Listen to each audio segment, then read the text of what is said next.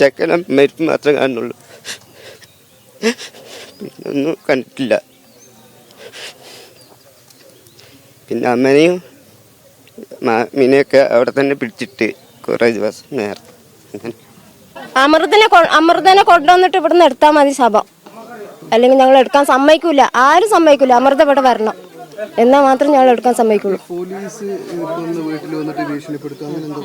വീട്ടിൽ വന്നിട്ടല്ല, കവലേന്റെ അവിടുന്ന് ആ ബസ് ഇറങ്ങണില്ലേ, ആ കവലേന്റെ കുറച്ച് മുന്നിൽ ഞങ്ങളെല്ലാരും കൂടി നിൽക്കുകയായിരുന്നു. അപ്പോൾ പോലീസുകാർ പറഞ്ഞിട്ടുണ്ട് ഈ ചെക്കനെ കൈ കിട്ടിയ വെറുതെ വിടൂലെന്ന്.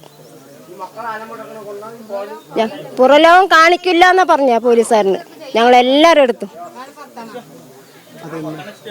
അത് എന്നാന്ന് എനിക്ക് ഓർമ്മയില്ല. ഞാൻ ഈ ചെക്കൻ മരിക്കാത്ത മുന്നേ ഇവർ അന്വേഷിച്ച് വന്നവരാണ് ഇങ്ങനെ പറഞ്ഞിട്ട് പോയത്.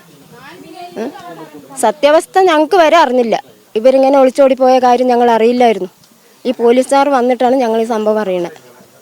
ആദ്യം കേസ് കൊടുത്തത് പെണ്ണിൻ്റെ ആൾക്കാരാണ്. പെണ്ണിൻ്റെ ആൾക്കാർ 2 ദിവസം തിരഞ്ഞിങ്ങോട്ട് വന്നു.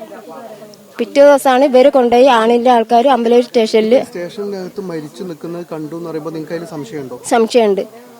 മരിച്ചു നിന്നത് ഞങ്ങൾ കണ്ടില്ലല്ലോ. അതിന്റെ മുന്നേ അവര് കെട്ടൊക്കെ കഴിച്ചില്ലേ. ഷർട്ടിൽ എങ്ങനെ തൂങ്ങും? ഷർട്ടിൽ എങ്ങനെയും തൂങ്ങാൻ പറ്റില്ല. അതാണ് ഞങ്ങൾക്ക് സംശയം. ഈ ചെക്കൻ തൂങ്ങാൻ പോയപ്പോ ഈ പോലീസുകാർ എവിടെയായിരുന്നു? എന്നാ പിന്നെ ഒന്ന് അവനെ പുറകെ പോയെന്നാണ് പറയുന്നേ. പിന്നെ ബാത്റൂം പോയപ്പോ പിന്നെ സാർ എവിടേക്ക് പോയെന്നാ അവനറിയില്ല. ബാത്റൂം കുറ്റിട്ടെന്നാ പറയുന്നേ. എന്താണ് ഞങ്ങൾക്ക് അറിയില്ല. എന്തായാലും അമൃത വരണോ, അത് മാത്രമേ ഉള്ളൂ. എല്ലാരും അങ്ങനെയാണ് പറയുന്നത്. അമൃത വരണോ. അവൾക്ക് ഇപ്പൊ മാത്രം എന്താ രോഗം? അവനോട് ഇറങ്ങി പോകുമ്പോ ഒരു രോഗമില്ല. അവള് വരണോ. എന്തായാലും വൈകാര്യം പറഞ്ഞാൽ ഒരുപാട് ദുരൂഹതകളുള്ളതാണ്. കാരണം ഞങ്ങൾ ഇവിടുന്ന് രാവിലെ വിളിച്ചപ്പം ഞങ്ങൾ കൽപ്പറ്റ ലിയോ ഹോസ്പിറ്റലിലേക്ക് വരാനാണ് പറഞ്ഞത്. ലിയോ ഹോസ്പിറ്റലിൽ ചെന്ന് കഴിഞ്ഞിട്ട് ബോഡി ഞങ്ങളെ കാണിക്കുന്നില്ല. പോസ്റ്റ്മോർട്ടത്തിന് കൊണ്ടുപോകുന്ന സമയത്താണ്, ഞങ്ങളെ ഇൻക്വസ്റ്റ് നടത്തുന്ന സമയത്താണ് ഞങ്ങളെ ബോഡി കാണിക്കുന്നത്. അത് തന്നെ ഞങ്ങൾക്ക് സംശയമായി.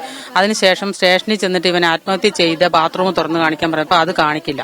അതും ഇപ്പൊ കാണിക്കാൻ പറ്റില്ല അറിഞ്ഞു. അങ്ങനെയൊക്കെ ഒരുപാട്. അതുപോലെ തന്നെ ഷർട്ടിന്റെ കയ്യിലാണ് തൂങ്ങിക്കിടക്കുന്നത്. ഷർട്ടിന്റെ കൈ ഇങ്ങനെ താഴെ വരെ തൂങ്ങിക്കിടക്കുന്നത്. അതൊക്കെ ഒരു ദുരൂഹതയായിട്ട് ഞങ്ങൾക്ക് തോന്നുന്നു. ഒക്കെ സംശയങ്ങളാണ്.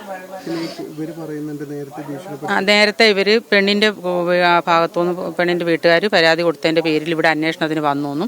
അതൊക്കെ ഇവര് ഞങ്ങളോട് ഇന്നലെയാണ് സംഭവങ്ങൾ പറയുന്നത്. ഇവർ ഇതുവരെ ഞങ്ങളോട് പറഞ്ഞിരുന്നില്ല. അങ്ങനെ പെണ്ണിന്റെ ഭാഗത്തുനിന്ന് പരാതി കൊടുത്തതിന്റെ പേരിൽ പോലീസുകാർ വരികയും ഇവിടെ വന്നിട്ട് ഈ ചെറിയ കുട്ടികളുടെ അടക്കമുള്ള ഫോണുകൾ വരെയും വാങ്ങിക്കൊണ്ട് പോവുകയും ഫോണൊക്കെ തട്ടിപ്പറിച്ചു എന്നാണ് ഇവർ പറയുന്നത്. പറിച്ചുകൊണ്ട് പോവുകയും ഇവരെ ഭീഷണിപ്പെടുത്തുകയൊക്കെ ചെയ്തു എന്ന് ഇവർ പറയുന്നു. ഞങ്ങൾക്ക് സംശയം തന്നെയാണ് എല്ലാം കൊണ്ട്.